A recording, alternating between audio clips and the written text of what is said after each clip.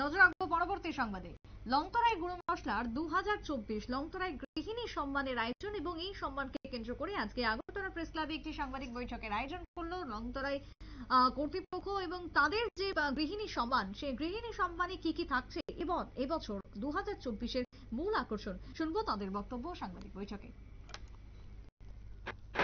গৃহিণী সম্মান 2024 আপনারা জানেন যে আমরা প্রত্যেক বছরই গৃহিণীদের সম্মানার্থে একটা প্রতিযোগিতা, অনলাইন প্রতিযোগিতা, আমরা রান্না প্রতিযোগিতা করি। তারই অঙ্গ হিসাবে আজকে এই ড্রেস বিজ্ঞপ্তি রিলিজ আমরা করছি। আর আজকে আমাদের কোম্পানি যারা এখানে আছেন, আমার ডান দিকে আছেন আমাদের company GM Subrata Debnath, HR Supriya Gope, বাম দিকে আছেন আমার একজন ডাইরেক্টর কৃষ্ণচন্দ্র দেবনাথ, এর বাদিকে আছেন chemist Abhijit Debnath, quality control উনি দেখেন। তো আমরা প্রত্যেক বছরই এই গৃহিণীদের সম্মানার্থে একটা রান্নার প্রতিযোগিতা আমরা অনলাইন করি।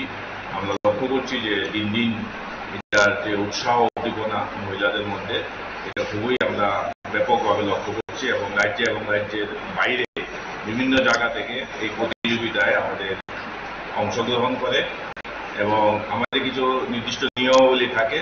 ওই নিয়মাবলীগুলি আমরা আগেই আমাদের পেজে আমরা দিয়ে দিই এবং সেগুলিকে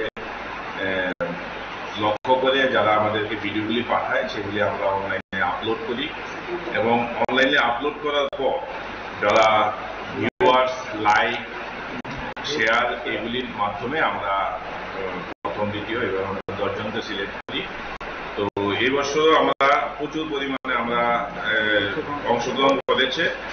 তো যাদেরকে আমরা ফেসবুকে আপলোড করেছি তার মধ্যে 10 জনকে আমরা সিলেক্ট করেছি। 10 জনের মধ্যে 4 জন ওই রাজ্যের এবং 6 জন হলো বহিরাজ্যের।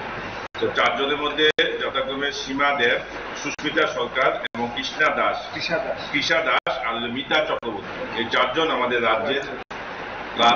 বহিরাজ্য থেকে 6 জন হয়েছে, যারা হলেন রঞ্জনা দাস, পূর্ণিমা সরকার, সোমা চৌধুরী, রাখি দত্ত, পাপিয়া দত্ত ও শাশ্বতী দাস।